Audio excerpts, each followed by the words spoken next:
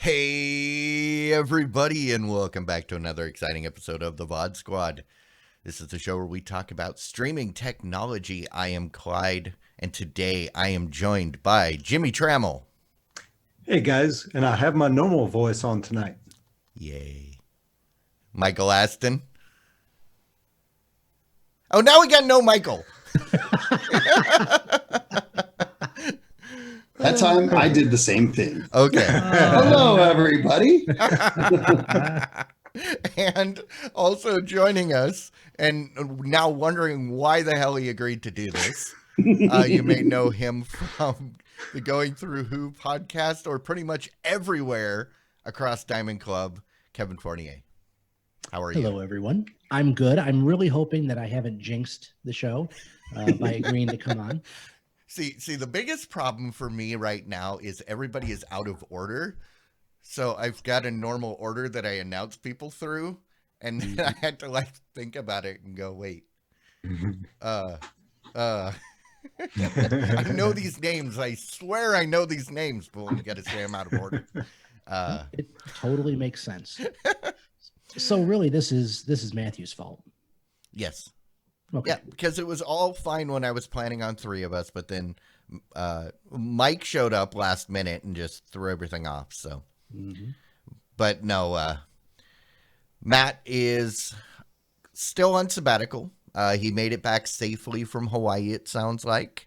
And Mike, you made it safely, or you did go to Florida still, even though your thing was canceled, right?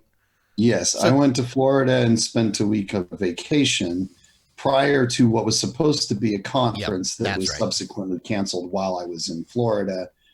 And so both my trip to my conference, the week in Florida, and my trip to DC over the weekend and early next week was also canceled. So, All right. Well, more time at home with the family after a vacation with the family. That's right. You're at the point where it's like, oh, I can't deal with family. And I have to work from home for 2 weeks as well, so I definitely get lots of time with the family. Sequestered with the family. You're going to be clamoring to go back to work pretty soon. Maybe we can put something in the show notes where people can send care packages. Yes. Especially since next week is spring break and they'll be home all day. Oh, yay.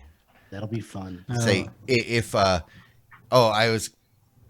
was going to suggest you set up a P.O. box that people could send those care packages to, but then that would require you to leave the house. But you're not allowed to do that because you're under quarantine. So,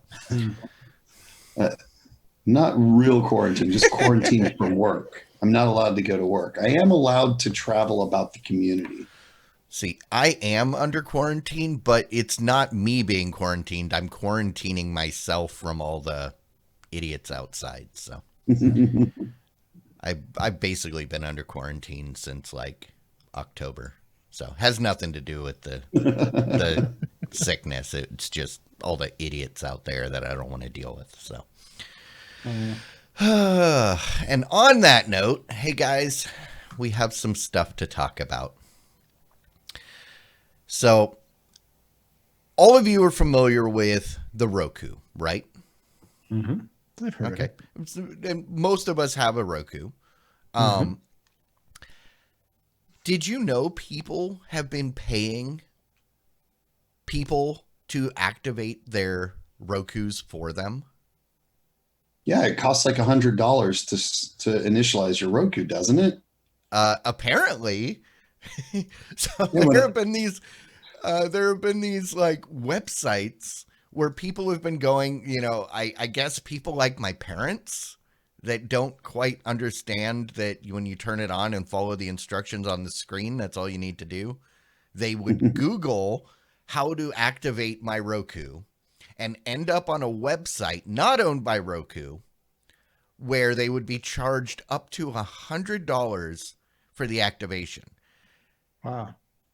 Now, while that in itself is scary, the worst part is they probably gave those people some a lot of personal information in addition to their banking information to pay for it. So I think those people are royally screwed. Wow. Yeah, I mean, this is one of those things where you kind of like, man, it's so horrible, but it's so incredibly brilliantly devious. Like, why didn't I do this? But then you're like, oh wait, it's because you're I not have a a soul. criminal. No, You have morals and ethics and all that good stuff. Well, That's why. I mean, yeah, and to a lot of people, it probably would make sense because the government, was it the FCC, charges what, like $36 for every cell phone that you provision, right?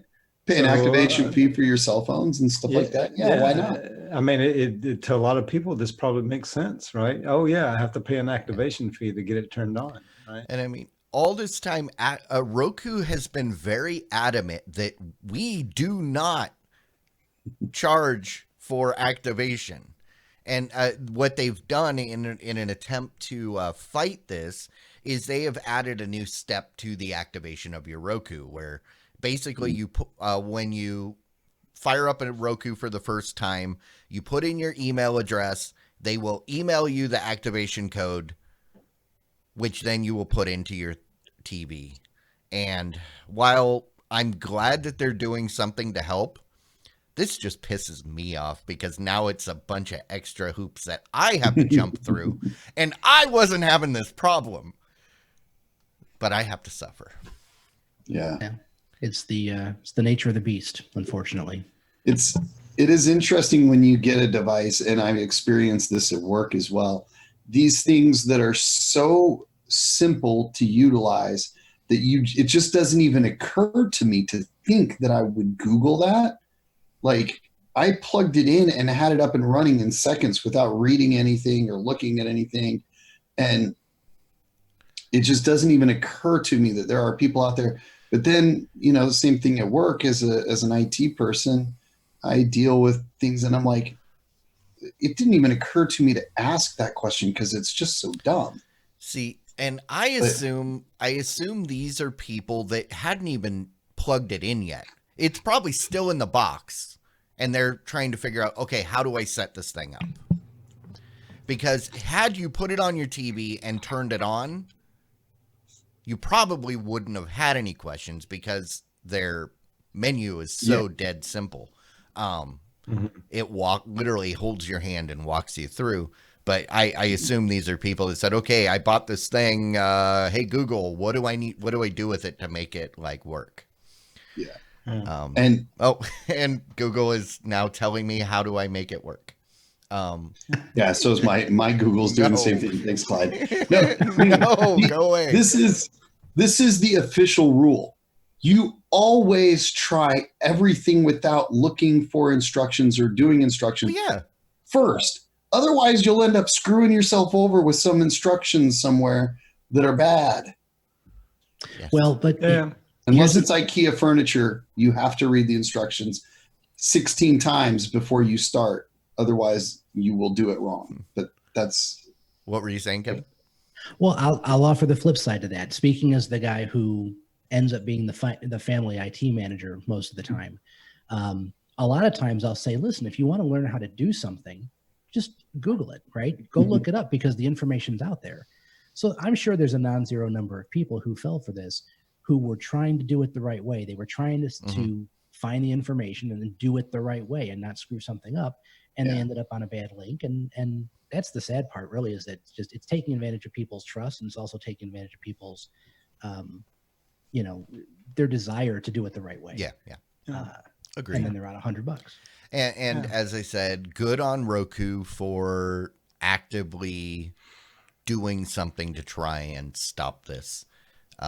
Because I mean, it's a reflects badly on Roku when people think that I'm not going to buy another Roku device if I got to pay them $100 on top of the $80 that I just spent. I wouldn't want to buy that product. Right. But I mean, not too surprising because, I mean, how many people thought when CD-ROMs first came out How many thought that CD-ROM slot that popped out was a cup holder? Wait, you mean How it's many still not? think it's a couple? It is now. That's what I use it for, you know. But speaking of that, at least when you purchased it, it works. Unlike Hulu, if you are one of these people that are subscribing to T-Mobile's home internet. You guys remember this T-Mobile home internet we talked about probably 6 months ago? T-Mobile is rolling out their 4G for the home, right? So Right. they've been rolling that out. Well, it turns out that people that are subscribed to that, they can't use Hulu Live. I know, right? I would be pissed. No, we don't know how many people are actually affected because, you know, T-Mobile wanted to roll out to at least 50,000 homes in this year, and we don't really know where they're at with that. But there have been reports. I mean, what would you guys think that happened to you? Yeah, it's supposed to be the 5G home service. Yes. I said 4G. I meant 5G. Yeah. So yeah, I mean, gosh, I mean that really sounds really bad. I mean, it's the same company, right? Same company being the ISP, and also offers this streaming service. And No. you can't use Hulu. both of them together. Hulu Live isn't owned by T-Mobile. So, like your Hulu Live TV. Yeah, sorry. Yeah, the Hulu Live, right? So yeah, that's. I mean, what's the issue there? I'd be curious to know. It should just be an internet connection, so and you should be able to get to it, right? What this is since Hulu Live or Hulu Live, just like YouTube TV, it's region locked. That if you're on a mobile device, you're allowed to watch in your home area. Hulu Live does work on cell phones, and Hulu Live is identifying these people as being on a mobile connection because technically they are. The difference is if you want to use Hulu Live on your cell phone, you have to activate it from your home Wi-Fi behind a router so that it can identify what your home of record is. The problem is with T-Mobile, their router at home is the cell service. Yeah. Okay, so that means that Hulu hasn't updated their service to be able to tell the difference. I assume this is something that nobody saw coming. Yeah. So Hulu needs to just update it so they can tell the difference between the two. But the thing is, how can they tell the difference between people that are just on their T-Mobile cell phones and people that are on their T-Mobile home service? Because it's essentially the same thing. It is the same. Really, go ahead. No, I was going to say it is the same service, but I mean, some sort of way that they need to be able to give it like a set IP rather than a dynamic IP, right? I mean, I think ultimately they just need to get over this idea of, region locking based on a known location and say, okay, hey, you tell us what your billing address is. That's your region, period. You're locked to that address. You can't change it without providing proof of address change or something. The problem with that, though, is that region locking, they don't want to do it. That is how they were able to get the local broadcasters on board. But my point is, though, that if they do it with something static, like a billing address, which is locked to a credit card, then that's a fairly confident statement of a location. Now, it may not really be your physical location, but it's a location that it locks you into, and then you can't just change that, right? it's close. It's not guaranteeing their physical location of their main home, but it's guaranteeing a physical location of a main home. But that in itself is the problem, because the agreements to get the local broadcasters do not want people streaming their stuff out of market. Right. And they don't want people that should be streaming their stuff in market streaming somebody else's stuff out of market. So that's why they have to actually go off of what the physical location of the phone is to keep the local broadcasters that we want. Right. So, I mean, Hulu's obviously been offering their service for a while, and they've had the region locking in place for a while for the exact reason that Mike talked about. It's getting the content providers on board and giving them the assurances they need. But then again, T-Mobile didn't just wake up yesterday and decide to implement this, right? We've worked toward this process. Someone somewhere along the way should have said, hey, what happens when we end up with 5G fully, mobile network types of things that are not on phones and iPads or mobile devices? It's not necessarily something I could very easily see it not being overlooked or not being in some sort of hey, we need to watch out for this necessarily. But if you're going to say that you offer good service, you have to think of these sorts of things. You have to stay one step ahead of what's going on in the market, what's going on in technology, and you've got to be able to plan for it. So, whether Hulu likes it or not, they're going to have to come up with a solution to this, as are, any of the other content providers, because this is the way things are going to go. You're going to see more and more of these types of implementations roll out over time. And their customers are going to demand the ability to use this content in the way that suits them the best. Yep. And, alternatives exist. I explained one potential, depending on the way they have their contracts written. They can geolocate based on IP. IPs are assigned a geographic location and stuff. So there's a lot of things that they can do to kind of lock it in. Because of the mobility of things, short of like actually registering the cell tower that it's pinging and communicating to, there's no way they can guarantee current physical location, right? So, but even that can be spoofed. So, we all know how VPNs work and can accomplish the same thing. So it's silly to get too caught up in it, and that's why I said, use billing address.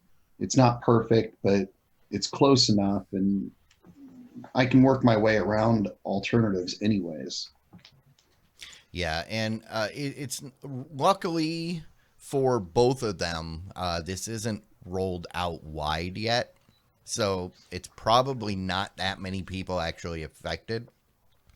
And I doubt either side is going to be able to fix this on their own. They're going to have to work together. So hopefully they are up to the task. And all right. Well, we've talked a little bit previously about NVIDIA's GeForce Now. A couple weeks ago, it finally came out of beta after 3 years, I think it was. And immediately, Blizzard said, oh, nope, we're out. And they pulled all their stuff. Well, unfortunately, this last week or so, Bethesda decided to do the same thing. They're pulling their games from NVIDIA's GeForce Now. Any thoughts? 'Cause I don't think any of you guys use GeForce Now, right? Yeah, no, I don't. I mean, it makes a lot of sense from what I've been hearing. We heard a lot at CES about both GeForce Now and Google Stadia, and the fact that they weren't, talking to people, not from the companies, but it's not an overwhelmingly positive sentiment of how these systems work and the quality of gaming experience. So it makes sense that these companies are reevaluating whether or not they want to have their games be on these systems, whether those that makes sense for their game experience and for their users and their players and stuff like that. So I see it. Yeah. Yeah, I don't see this as a huge vote of confidence, personally. I've never used GeForce Now. I haven't heard great things about it. I think I've heard better things about it than Stadia, but I don't know. It strikes me that this situation isn't all that different from what we just talked about with Hulu and T-Mobile, right? So you've got on one side, you've got a company that's looking to provide something to its customers that is flexible, that is very customer focused, that allows more freedom, kind of moves things forward. And then you have content creators and content providers on the other side saying, well, no, we don't want this much freedom in the platform. We don't want this much freedom in the marketplace. We like the old ways. It's, I'm not trying to minimize the business concerns that Activision has or that Bethesda has, but at the same time, it's, how many times do you have to repeat the same vicious circle, right? It's short-sighted views of where things are heading down the road. And it's not necessarily from the content owner's side. It's not necessarily a quality issue with NVIDIA. Because with the Blizzard thing, if I remember right, it was over a licensing issue. And there was speculation that Blizzard was being given money to do an exclusive on Stadia. So, nobody knows at this point if Bethesda's kind of in the same boat, but I wouldn't be surprised. If there's a couple companies out there that have all the money, and one of them just happens to be a rival in this field. So, I wouldn't be surprised to see the Bethesda stuff showing up on Stadia and Google touting, hey, look, we have Blizzard and Stadia. No, Google, no. I got to turn that off. But I'm going to jump ahead. Since we're on the subject of Stadia, apparently Stadia is going to be rolling out 4K.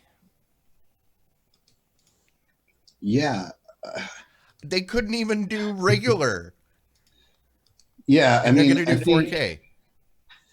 So I've actually used Stadia. I don't have a 4K monitor, so I was never able to even try to experience that in the beta. They did at the time claim that they were offering 4K speeds in the beta for testing, but my monitor didn't support it, so it didn't even matter. I will say I did have a pretty decent experience overall, but there was noticeable latency and lag at times in the game. And I've heard similar things still. I don't know that the rendering is going to make so much of a difference. I think most of the complaints that I've heard were latency and lag related. And if you've got enough graphics horsepower going on, then the video rendering isn't so much the problem as just the round trip communication and latency inherent in communicating over large distances that impact the ability to play first-person shooters and high twitch games. And that's what I've heard the most complaints about. Lower speed, lower twitch games, RPGs and stuff like that. I've heard pretty good things, and I had a fairly decent experience myself. So I think that this might make sense. If you've got a good enough bandwidth and they're able to put enough horsepower behind it, it's probably going to do okay in most settings. Though, when things got crazy was when I had the most difficulty. Like basically in Assassin's Creed Odyssey when I was on the boat, because of all of the reflections and the rain and the fog and the mist, and you start putting in your AF and your fog and stuff like that, it really starts to put a tax on the GPU and on the compression algorithm to communicate all of that data across that bandwidth. And so that's where I think they're going to continue to struggle. And stepping it up to 4K will make that worse for sure. I mean, this is something that they were talking about before it even launched, that they were going to be able to get to 4K at 60 frames per second. This article, though, does mention that Google specified a minimum excellent connection to be over 35 megabits per section, or per second. And they reported that they were able to get, 4K working with good and even okay internet speeds. So it sounds like it is working. We'll just have to get someone to try it. Yeah. I will admit to being fairly ignorant about Google Stadia and much of the push toward streaming games, but I find it interesting that, for the longest time, the push in video gaming was high quality, right? Awesome graphics, great visuals, and they're all the companies are trying to preserve that and yet still go online when you've got. I mean, there are still substantial, broadband internet issues in different parts of the country with access or reliability. Yeah. Looking at you, Comcast, but it's. I mean, again, you have to continue pushing forward to innovate, but it almost seems like they're pushing too hard, too fast on some of this stuff. Yeah. And I wonder how much they're going to end up shooting themselves in the foot by rolling out something that people are going to jump on and just not have a good user experience. I say, if you're one of the people that can't get a not laggy or pixelated Fortnite, this ain't going to work for you. Right. Yeah. I mean, Right. I should qualify, to be fair to Google Stadia. I have pretty crappy internet here, right? Like Austin has amazing internet. I'm like a quarter mile outside of Austin and I have super crappy internet. I don't have any good options here. My neighborhood's been here for just long enough that everything around me has fiber, and they basically just look at us and they're like, meh, we don't care about you enough to bring in fiber or anything high speed. So I'm kind of in a black hole of internet. I get lucky to get 20. And at times I lag down to 5 or less megabits per second. So to be fair to Google, but to your point, there are lots of people, especially outside of major metropolitan areas, that are in the same kind of situation as me. I'm in the burbs. I don't get great internet. So, I suffer and I can't really be happy with this experience. I'm the kind of person that would get totally stoked about this kind of solution because I used to spend $1,000, $2,000 every year to keep my computer upgraded and up to date. And now that I've got a family, I don't get to do that every year. So, I mean, to me, this seems like a fidelity versus performance issue, right? And I think to gamers, performance would be paramount over fidelity. If they could get, great performance at 1080p versus slightly less performance, but you could get it in 4K, I think they would choose the 1080p with the performance. Yeah, I think that's probably true overall, but Right. some games make that hard to find out where that sweet spot is. Well, a lot of these games don't support 4K to begin with, let alone streaming them in 4K. So True. And then, with some of the push toward high resolution graphics in the games too, a lot of times the game just isn't playable unless you're able to play it in high quality settings. yeah. Yep. All right. Well, is anybody here excited about March Madness? You mean the March Madness that's not going to happen? Oh, wait, it is going to happen. It's going to happen just without audiences. Without an audience. Oh, wait, but there's a solution. Yeah. Well, if you happen to be interested in March Madness and you have an Android TV or a Fire TV, there's a new March Madness app that will let you stream 2 games side by side. This actually sounds kind of cool. I mean, if I was interested, looking at the screenshot, it's got the 2 games, and then it's also got down at the bottom, it's got a channel listing with the scores of the game that you're either watching and the one that you're not. So, anybody gonna hit this up? I won't, but only because I am firmly in the Apple ecosystem. And this would not be enough to make me, jump into Fire TV. But if I were a Fire TV user on the regular, I would be completely stoked about this because, I mean, for your hardcore fans, they've probably already addressed this in some fashion, right? You've got Apple TV already offers this. So Side by side, though? this is this is a new feature that's added to Android TV and Fire TV. It's already available on the Apple TV. So, yeah, I mean, you'll be able to watch all the games broadcast on CBS for free on the web and mobile devices. And then they're also shown on TBS, TNT, True TV. True TV? Why is True? Okay. I'm not going down that rabbit hole. But you'll need a TV login service to get to those. But this seems interesting. I was looking through at some of the features. They've got like the bracket challenge you can do, and I am not a basketball fan. I don't really care. So I might install this. This will give me a reason to drag out my Android TV that I need to fire back up. So you'll be able to get in-game alerts, live scores, real-time editorial content, and access to radio broadcasts for all 67 games. So I got to say, this is the kind of thing that, like, while I have no interest in this at all because I don't really care about college basketball or basketball in general, it's fun to play, right? But watching it interests me not at all. However, this is the kind of thing that excites me about the internet and TV, right? Like, why are we just now starting to get things like this? Like, this is really cool. All of the features, the ability to see two games at once, the ability to see the stats, the updates, the brackets, and all that. It's really awesome. It looks like a really well done app, really thought out, a lot of really cool features. Sports fans, I think, are going to be totally on board and love it.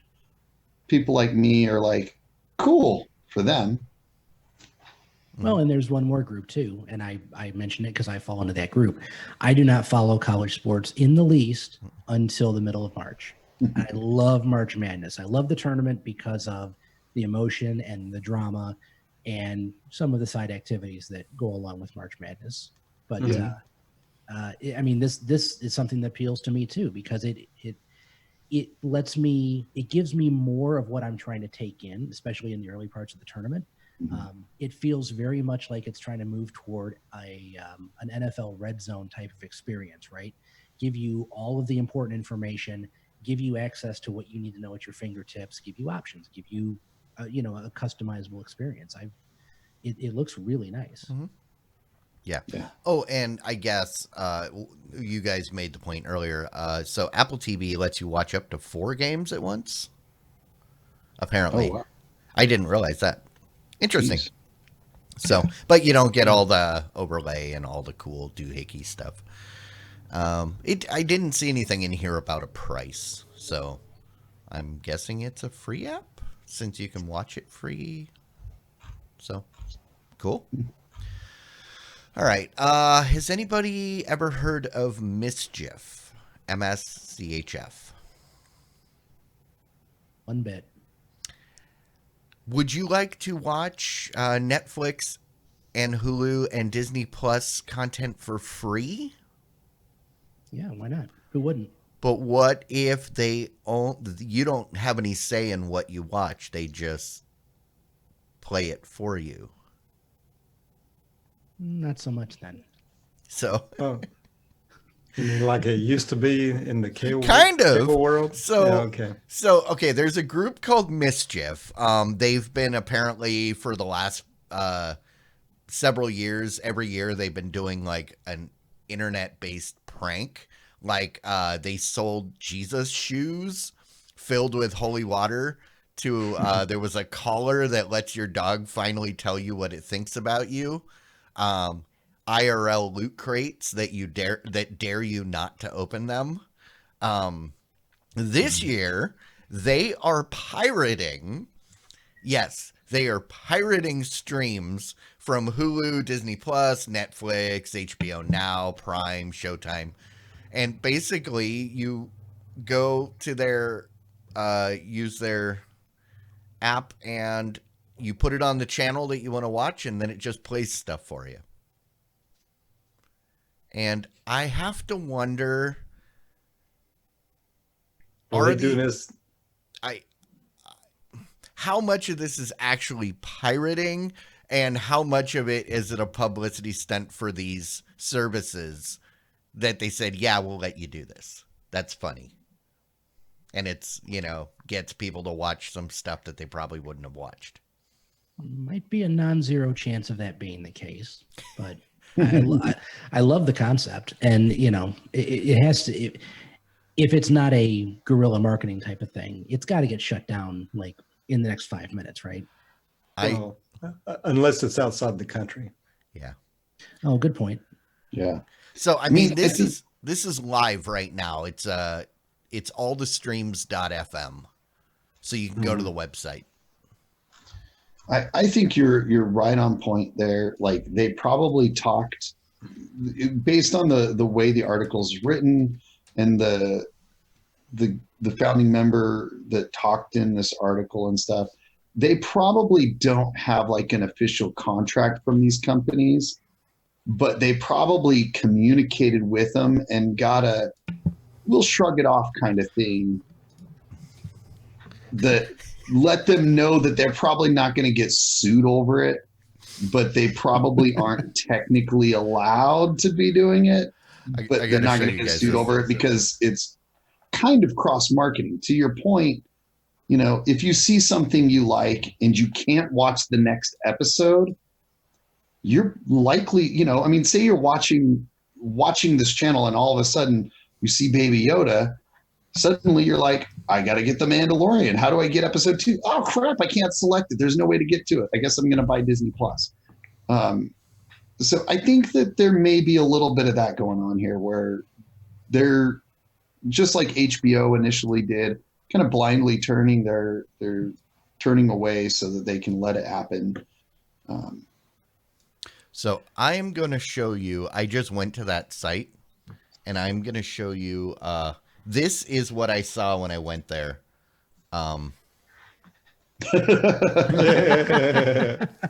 So I got to give them credit because when you first load there and until you choose something, it shows you the FBI warning. So that's great. Yes, I'm going to try and switch back without breaking that. Oh, that's what I was trying not to do. Woohoo. There we go. I really like the concept, even if it's nothing more than just a goofy stunt. It's fun. But I mean, look at it. It's got us talking about Mischief. It's got us talking about Netflix and Disney Plus and Hulu and HBO Now. And I think you brought up a good point. If you happen to click on it and let's say you hit the lottery and all of a sudden it's an episode of The Mandalorian, you're like, oh man, I get to see it. And then all of a sudden it's gone. And now you're watching a rerun of The Office.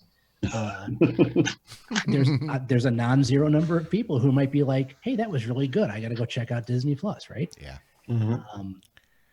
And having not seen it, hopefully they're sprinkling some of that in. If it's an attempt at some sort of marketing or things, because if I click on it 4 times and I end up getting 3 reruns of The Office and 1 Cake Boss, I can get that on Pluto TV. It's not going to hold my interest. So yeah. Unless it's just a pure, hey, look at how stupid we are for doing this, I have to imagine there's something that we will see or hear about it's relatively soon. It's only Adam Sandler movies on Netflix. Oh, those are my favorite movies. Oh, I'll scoop out my own eyeballs with melon scoopers. Thanks. Yeah. We'll discuss that later. But Mr. Right. Sandler, if you're listening, love your work. So, speaking of companies that are trying to go viral to get your attention, Quibi. Quibi is giving people a 90-day free trial in hopes that they'll actually sign up. And yes, that is the headline. We've talked about Quibi a few times. They are launching soon, and which is actually also the next story. They've got 50 shows that they're going to launch with. But yeah, April 6th is the launch with the 50 shows. I don't think I'm signing up for Quibi because I don't want to watch on my mobile device. But for the rest of you that probably weren't going to sign up either, does this free 90-day trial change your mind? I'll do anything if it's free for 90 days. Anything? That's an entirely separate conversation. Yeah, I mean, you have nothing to lose, and 90 days feels like this is going to be enough time to sample a lot of different content to make it a part of your daily life and really get a feel for it. How often do you hear about people not canceling after free trials end? The longer that trial goes on, the more chance there is that people are just going to slide right into one of the paid monthly plans. So I think there's a lot of upsides for Quibi to be able to offer this. The more I hear about Quibi, though, information they've released in the last 3 weeks or so with, in conjunction with this 90-day trial, the more at least to me, it's starting to look like they're actually putting some good effort into this. They've got a fair number of, talent is always debatable, but they have some big names, and it looks like they're going to try to do some interesting things in terms of content within this format. So when you take all of that and then you say, here, you can go try it out for 3 months with no charge. I mean, yeah, it's something that would entice me to do it. I completely agree with everything you said. I think that there's a couple of really interesting things you said. First of all, I think that just from the perspective of trying it out for the benefit of being able to talk about it on the show and stuff is totally worth it. 90 days, we usually try to do a 30-day challenge, or at least historically we have done that. So it makes sense to give it a 30-day shot. 7 days isn't enough, especially every time I've ever done a 7-day challenge or a 7-day trial with something, something comes up and I never even get to look at it, right? Like 7 days go by and then you never get to look at it. Though, to your point, whenever I had a 7-day trial or a 1 month trial, usually took me about 3 times that long to get around to canceling. So if it took me a month to cancel a 7-day trial and 3 months to cancel a 1 month trial, it would probably take me basically a year to cancel a 3-month trial. So they're going to get 8-9 months of pay out of me because that's how long it's going to take me to realize that I'm paying it. And yeah, so that's actually a really good idea. 90 days, everybody will forget by then. Yeah, so the part of the problem is that I don't want to watch stuff on my phone. Yeah. The other part of the problem is I'm not interested in any of these titles. I mean, of the 50 titles, 4 of them are movies and chapters. If I'm going to watch a movie, I want to watch the whole movie. And then they've got like ones they're really hitting hard on, which is a reinvention or reimagining of Punk'd with Chance the Rapper. Murder House Flip, the show about flipping homes where people have been murdered. And a Judge Judy knockoff starring Chrissy Teigen.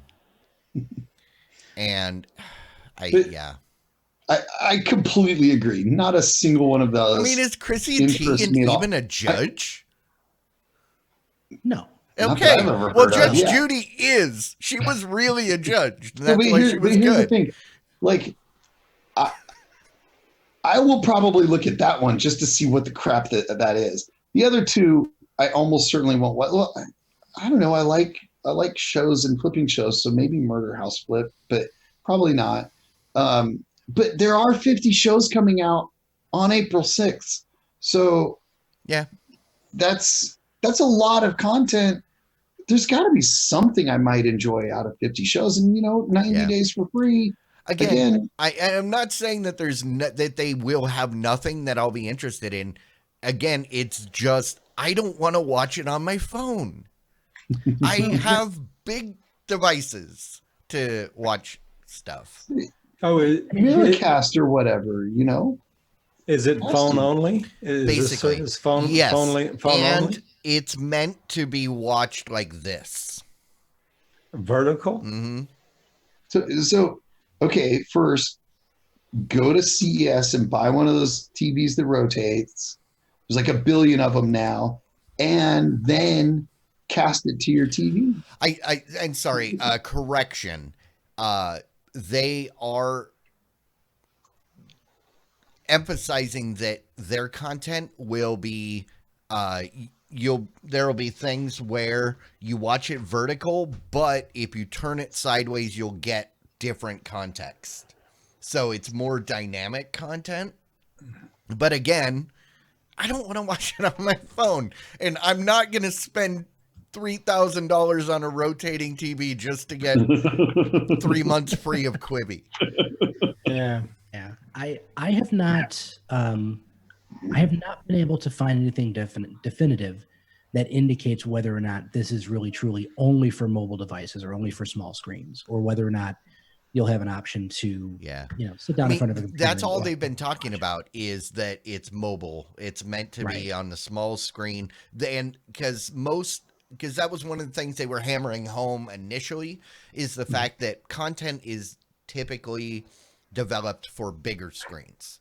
They are developing for the small screen, for people that are on the go, that are busy, that are, I mean, I think it's important to realize what they're talking about, right? Like, this is also why they're doing episodic or chapter-based 10-minute episodes, right? Like, people consume YouTube videos that are 10 minutes. So I think it makes sense. They are targeting a specific demographic. Oh yeah, absolutely. I'm just saying it's watch not me on the road. I can see. This is perfect for my commute home when traffic's going slow. I need something to watch. I would go to jail if I watched this on my commute home. Because the cops don't like when you're watching video and driving down the freeway. But if you, and to that point. I was joking, yes. Me too. Sorry. And Clyde, you mentioned it, no, they're not targeting themselves to you. Right? No. But they are targeting the people that will sit there and do 20 minutes of Instagram stories. And it's definitely targeted folks who are consuming YouTube type content, Instagram stories, TikTok videos, and intended to just keep people flipping from one thing to the next. Okay. If you look at the programming lineup, especially some of the things that they've released so far, a lot of what they're offering and publicizing right now is geared toward that same demographic. They're offering a sports show. They're offering a pop culture recap show that touches on late night television through Entertainment Weekly. They've got reality stuff where it's people getting $100,000 and then having to go pay it forward. It's got that sort of soul pancake sort of feel to it. Chrissy Teigen is all over Twitter. She is, from what I've been told, the queen of Twitter. So yeah, obviously people are going to tune in to watch her stand in judgment over people and settle small claims cases. Why not? We've been watching Judge Judy for 30 years. Why not give Chrissy Teigen a chance? It's the impressive thing about Quibi as more information comes out is that they absolutely know who they're targeting. They are lining up some really big list talent in terms of not just, people like Chrissy Teigen or whoever they're putting in front of the camera, but with the program development, this concept of movies in chapters that they're going to try to roll out. I'm really interested to see how that's going to work, especially considering one of the movies they announced is a thriller that just happens to have Christoph Waltz in it. If you can get him on board to do a movie for your platform, there's got to be some sort of an appeal there. So it's a really weird mashup, and it absolutely feels like it's the salad with all the leftovers that nobody's going to eat. But I wonder, I think this thing has a chance of actually making an impact, at least with the demographic or the consumer that it appears to be targeting, at least at launch. Yeah. Well, speaking for my generation, this sounds like good, high quality content for when you're sitting on the john. Exactly. That's I was thinking that. I didn't want to say Yeah, it. you could get through like 3 Quibbies while you're taking your morning constitutional. And you're having a bad day if you end up with a 7 Quibi. Hey, how was your morning? Ooh, it was a 7 Quibi. Hey, don't say that, man. It's nearly colonoscopy time for me. Why didn't you stay home? That's going to be the new water cooler talk. All right. And then I think we'll wrap it up with this one story about, I don't know if this affects you guys, but there's a lot of people out there that have been worried about sports leaving YouTube TV. There had been a dispute, and YouTube's been trying to renew Fox Regional Sports and through Sinclair. And they finally reached an agreement for 19 of the regional sport networks. But if you are in New York and or LA, you might be in trouble. Unless you're a Mets fan, then you're okay, like Wabbit. But he's not in. They're dropping Yes, and then the 2 affiliates that are in LA. So Tom Merritt is royally screwed by this. Most people are good. Do any of you get sports through YouTube TV? I do. Raise my hand. I'm relatively new to YouTube TV. Mm-hmm. I'm a former PlayStation View subscriber. Yeah. Okay. And I mean, so far I've liked it. YouTube TV has been a very satisfying replacement. This happens all the time with cable providers, right? There's always carriage agreements that end up going right down to the wire. The agreement here expired at the end of February, but they went ahead and extended it while they were negotiating. Mm-hmm. The most interesting part of what happened here was the fact that they ended up dropping some of the channels in some of the biggest markets. That baffles me for some reason. And obviously there's business concerns and it's all about the carriage fees. And YouTube TV made a decision that they just weren't going to be able to support it and continue to offer the service at the prices that Sinclair wanted. It's interesting that it happens, 3 weeks before baseball season. Mm-hmm. Not the best look for YouTube TV, I guess. But a lot of people aren't. I mean, unless you're in those areas that are impacted, you're not even thinking about it. So. And I was not surprised by the Yes Network announcement because, as we spoke last week, a lot of those games are going to be shown on Amazon. Mm-hmm. So the fact that they're not going to be on YouTube TV, okay, that makes sense because they're already going to be shown elsewhere. I don't know about those 2 LA networks, but hey, Fox Sports Arizona is secure, so you are in luck. Although you doing the Diamondbacks, or are you still going Sox? Some people will cringe when I say this. I do both. Okay. I do both. You go both ways. Yeah, that's a whole different conversation. Tune into the post show, folks. That one, since I've been here in Arizona, I'm fully on board with the Diamondbacks. I love the team. Love the fact that they've got success, even while they've been trying to, do it the right way, so to speak. But I'm never giving up my hometown allegiances. I'll be a Chicago White Sox fan until the day I die. Yeah, so yeah, I root for both teams. Luckily, they don't play each other very often, so not too big of a deal. And yeah, I'm getting my Diamondbacks come opening day, so I'm good with it. Yeah. See, and I understand that because I will be a San Diego Padres fan until the day they move to LA. Mm-hmm. Rest in peace, Chargers. All right. And on that note, hey, why don't we move on to the part where we thank the people that we care the most about because you know what? They give us stuff. And by stuff, I mean support. In the term of theoretical money, because they are patrons. So all of the people that support us through Patreon, you are awesome. We appreciate everything. Appreciate you being there. And we appreciate your confidence in us, even though it may be misguided. But if you are not currently a supporter and you too are misguided with confidence in what we do week to week, feel free to join the ranks and at patreon.com/the VOD Squad. And we will move this along because we don't want to go too late. We don't have any movie draft to talk about, and we still don't know when it's going to happen for the summer. So why don't we get in some rants and raves?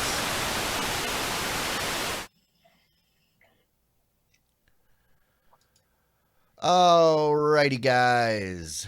Who wants to go? Rants, raves, what you got? I'll go first. Okay. Because I'm doing a twofer. My rant and my rave are actually the same thing. So we just got done seeing the most current season of Doctor Who. Who? Yeah, Who? Yeah. Season 12 of the new run. And it's both my rant and my rave right now because over the course of the season, it was fairly uneven in terms of story and impact. But the finale, holy cow. Not to get too geeky because, who knows how many Doctor Who fans there are out there. 5. But there's 5. There's 5. Well, I'm one of them, so there's 4 others. So I'll say this for the 4 people. It was a relatively mind-blowing finale. So I think you guys are really roughly familiar with the show. It's got like 54 years of history behind it. They pulled something off in the finale that basically turns 54 years of history on its head without actually breaking that 54 years of history. Did they invoke the Matrix? The Matrix was part of it. Well, which Matrix? Like the Matrix? I don't know the Matrix you guys are always talking about. Neo's Matrix that I've never seen. Yes. There's a concept of it's a gigantic, database, and that does come into play.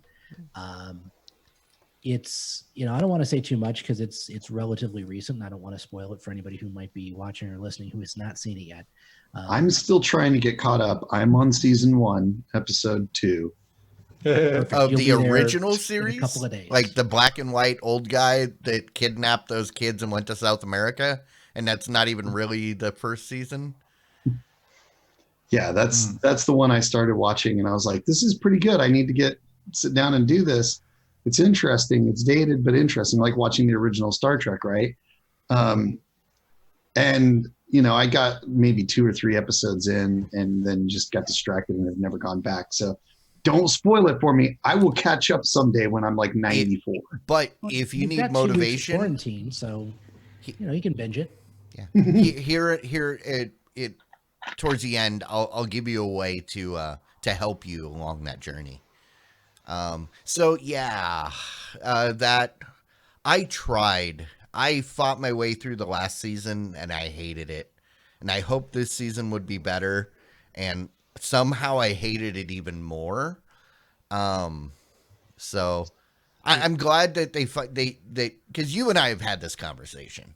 Yes. But I'm glad that they found a way to. Is that the end of Jodie Whittaker's tenure or? No. Oh, okay. No, it's already been announced that she will be back for season 13 at the minimum. Okay. So she's still on board. Okay. And to be fair, over the last 2 seasons, I've shared a lot of those same concerns or faults that you've brought up.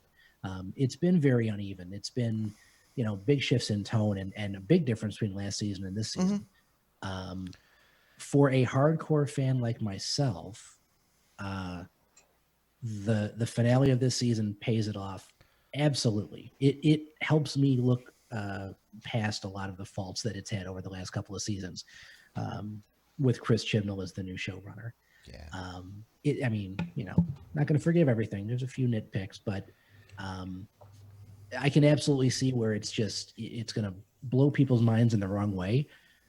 And to be honest, I sat for probably a couple of days trying to think about it and figure out what I really thought about it. The more I think about it, though, the more I'm really impressed with what they were able to pull off, just in terms of the sheer audacity of trying to do something with a show with as much history as it has, and basically, take it and like I said, flip it completely 180, and not completely destroy the franchise. Mm-hmm. So, yeah. We'll see what happens in season 13. Hey, let me just say, many people have accused or berated me, telling me that the only reason I didn't like it is the Doctor's a woman, and it has nothing to do with her.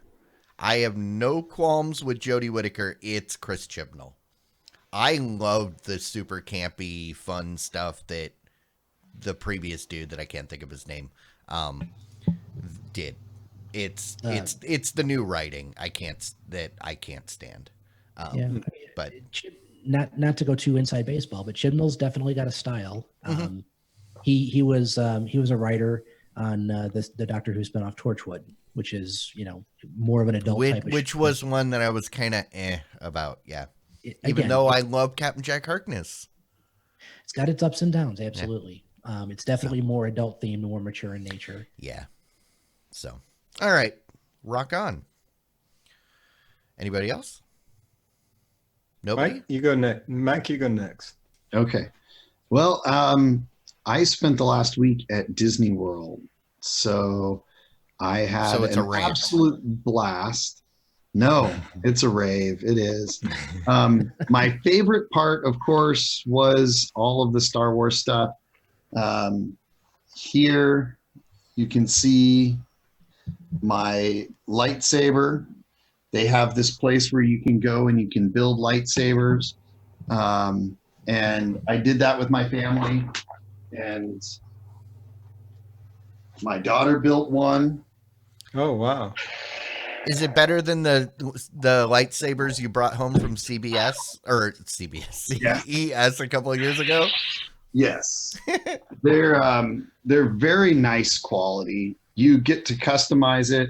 There's multiple styles of blades that you can select, and each of the different pieces you have multiple choices. And then you get different colors that you can make it. My daughters both picked purple. Can't really tell in the light. BK would be proud. And but then we proceeded to buy the crystals. You put a kyber crystal inside the hilt, and you can change it. So now we can make it any color we want. So we got one of each color. Well, almost each color. There's one that's like a chaser. It's like a 1 in 100 chance of getting. Right. So we did not get lucky, and we did not try to buy enough until we got lucky. So yeah, I mean, that was a pretty amazing experience, getting to see a full-size Millennium Falcon sitting parked in the shuttle in the port. I did Smuggler's Run, which is a simulated VR 3D on a screen in a real-looking cockpit. With switches and buttons and levers that you pull, and it's an actual game, so it's fully interactive. Your actions totally impact what happens. And the pilots, there's 2 pilots, one controls up and down, one controls left and right. There's a light switch thing or a light speed thing you pull to kick on the hyperdrive and take off into light speed, just like in the show. The engineers sit in the back, and they have to click buttons really quickly and launch the things, and it's a ton of fun. We did that like 6 times. Every experience was a little bit different, and you work as a team of 6 people, so it's fun. You get to work with people that you don't know and interact, and it jerks you around. That's by far my favorite thing that we did. I think my favorite ride is still the Avatar ride, which, if you don't know anything about that, that's the most amazing thing that has ever been done by man. it really it simulates you flying on the back of one of the dragon things, the banshees, and you sit on a machine where you can feel it moves as if the dragon is breathing underneath you, and you smell, and it sprays water on you when you fly through mist, and it's a very, very immersive 3D experience. That is my favorite thing that I've ever experienced. It really does feel like flying on the back of a dragon. So that's still my favorite, but Smuggler's Run's my second favorite, right behind that. My thought, in a post-coronavirus world, do you want water sprayed on you from an unknown source in a public facility? Especially a dragon. Yeah. No, I mean, that's... Do dragons carry hantavirus? Yeah. Like rodents? They're just rodents with wings, right? Right. No, I mean, I think it is a fair point that I spent a week surrounded by hundreds of thousands of people from all over the world in a time where basically the lead up to a pandemic, which it was declared today. So yeah, I mean, of all the people in the world, I'm probably one of the most likely to have coronavirus right now, but crossing my fingers here, because I would prefer not to get that. But yeah, it was an amazing time. We had a ton of fun building lightsabers, and there's like a whole ceremony around it. It's a ton of fun. It's totally worth it. They're expensive as heck, but you're spending thousands upon thousands of dollars to go to Disney World for a week. You might as well shell out another $400 for a couple of lightsabers and a cool experience. All right. Yeah. Rock on. Jimmy? Good. Okay, so so over the weekend, there's a show on Hulu, and it's part of the FX on Hulu series, and it's called Devs. Right, and didn't really know what to expect with this show, but with a name like Devs, okay, obviously it's going to be about developers, right? So me being geek in nature, I thought, okay, I'll check this one out. And not really knowing what to expect when I dived into this series, I would say the first 10 minutes of the show was the usual, kind of boring. Exposition, kind of. These are the people that you need to know. Boring. Here's the characters. Here's these guys, and all this kind of. And then 15 minutes into it, it wasn't much better, and maybe at about the 15-minute mark, I even considered, maybe I should pause this and watch something else or something, right? And but I stuck with it. After about the first 15 minutes or so, it started to pick up a little bit, and maybe got a little bit more interesting. Where I was like, okay, well, this is worth watching, right? And by the time you get to the end of the first episode, you're like, oh my. Yes. Right. These guys have got something here, right? This is really interesting. This is really exciting. This is really something worth watching. And it made me want to watch the next episode, which was available. There's 2 episodes available there now. I think the new episodes come out every Thursday. Yes, I think so. So there's 2 episodes out there right now if you want to go out and watch it. The next episode, I guess, will be available tomorrow night. But I have to say, yeah, it's really the setting is one thing I did like about it too, was that the setting is San Francisco. I used Silicon Valley-esque. It's like a Google-esque, or what's the Elon Musk's like experimental Tesla, like a Tesla SpaceX right kind of the development focused. Yeah, in terms of Blue where sky. it's taking place at and all that kind of thing. But the setting, there was a lot of San Francisco in there. I used to live in the Bay Area, right? Years ago, lived out there for quite a while, and a lot of places there that I reckon, a if you ever lived out there They- or have ever been there, you'll recognize a lot of the They places in made there. sure to include the obligatory shot of Castro, as if there were any question that, yes, we're in San Francisco, this is the Yeah. Castro. So, yeah. Right. Yeah, all those kind of things, right? But the plot is, I mean, is really well done. It will keep you interested. It'll make you want to watch the next episode. And yeah, I think I'm hooked in on this series. You know, I can't wait for the next episode. One thing I will say about it is that first episode did a very good job of building your interest and hooking you. If you watch it, do yourself a favor, do not stick around for the next part that comes after the credits, because that first episode, I was like, oh, I can't wait to find out what happens next. And then there's like one of the first things out of their mouths in the next up, like totally ruins and I was like, oh, seriously, that's what this show is about? And so if you're going to watch it, do yourself a favor. Do not, when the credits come on, get out of the episode. Don't stick around for the next up. And then just watch the next episode. Yes, just watch the next episode.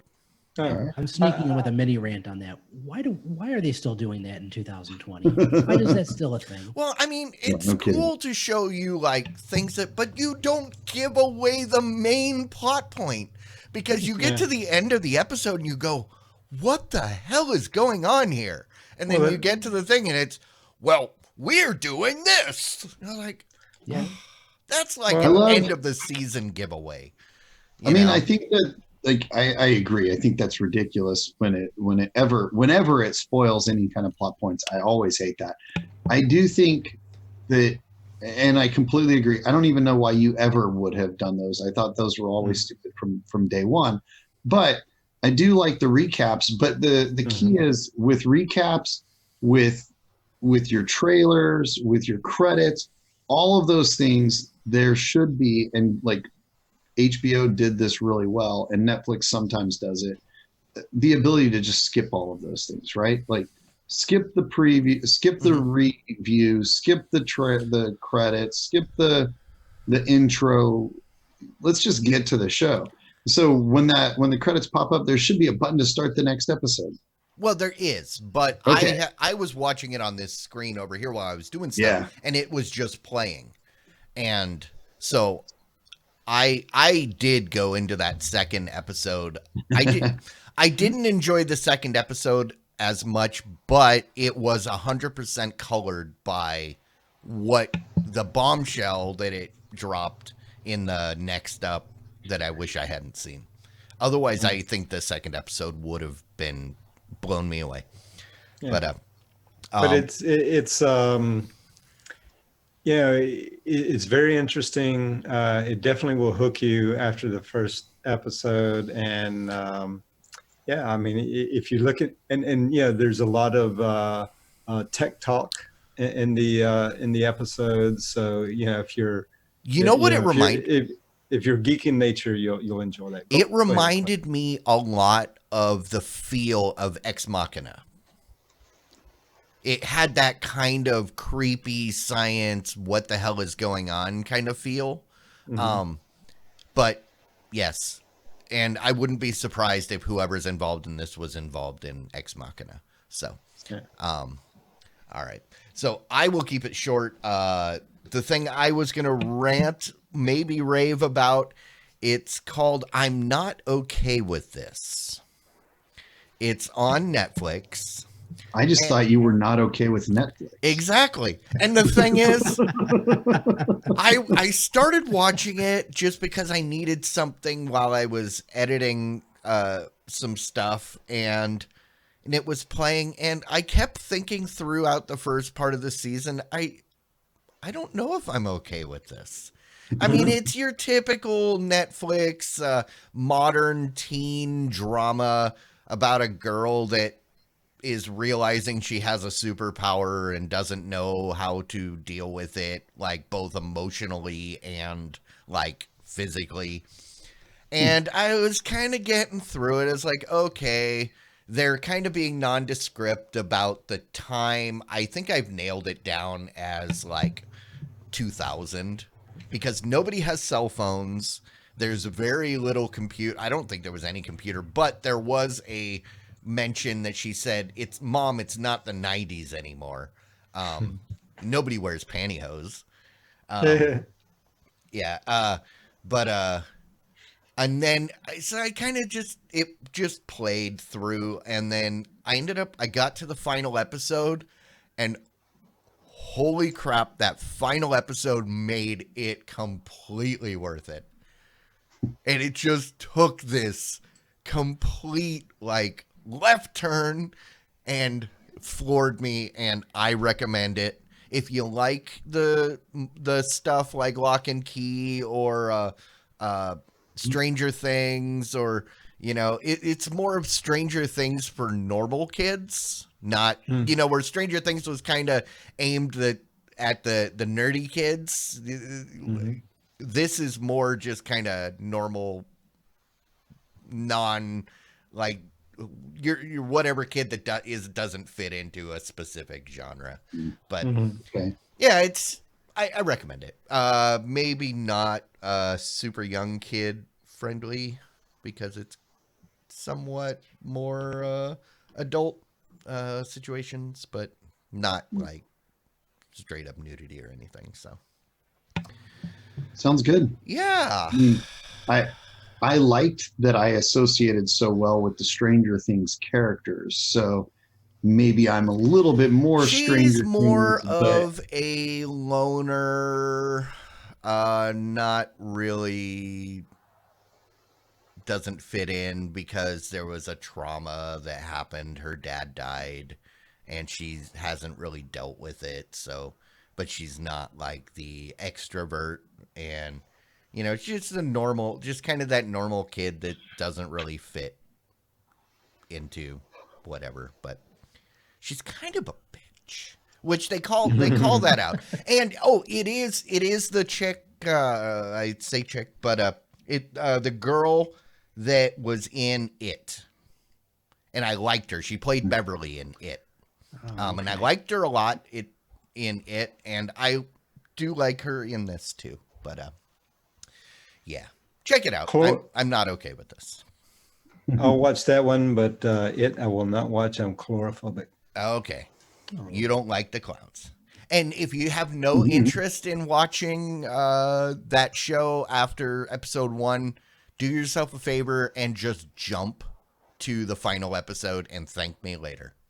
All right. Okay. So, alrighty. Well, we should wrap this up. I want to thank everybody for joining us today. And thank you, Mr. Weave, for joining us on the show. Is there anything that you would like to plug? Where can people find more of your beautiful things? Oh, sure. Thank you. And thank you again for having me on the show. It's a pleasure to be on with you guys. Well, like I tell folks on the podcast, any rambling that I do is usually on Twitter. So if you want to give me a follow on Twitter, and you can find out more about Doctor Who and my thoughts on the coronavirus and all that good stuff, you can get me on Twitter. I am at FournierKev, FournierKev. And if you are a Doctor Who fan, or if you're just looking for a new podcast to check out Going Through Who. Give us a listen. It's at tscn.tv/GTW. Samuel Lewis is your host. I am his co-host, and we're going through all of the episodes of Doctor Who one at a time, with a few detours here and there.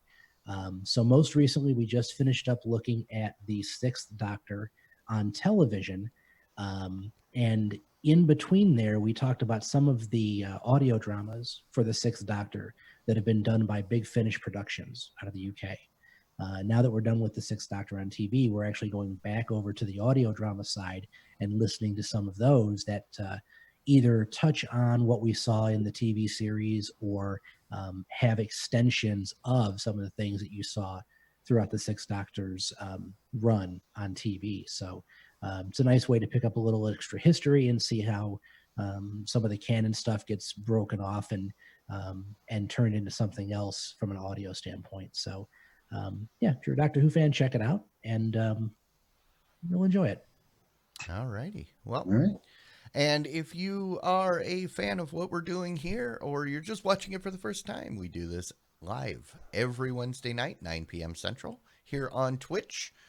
Come join us live because you get to be in the chat room and you get to yell at us and tell us that we forgot something or correct us, which happens a lot. So also you get to submit show titles, which we are going to be voting on here in the post show, which you also don't get if you're not watching live.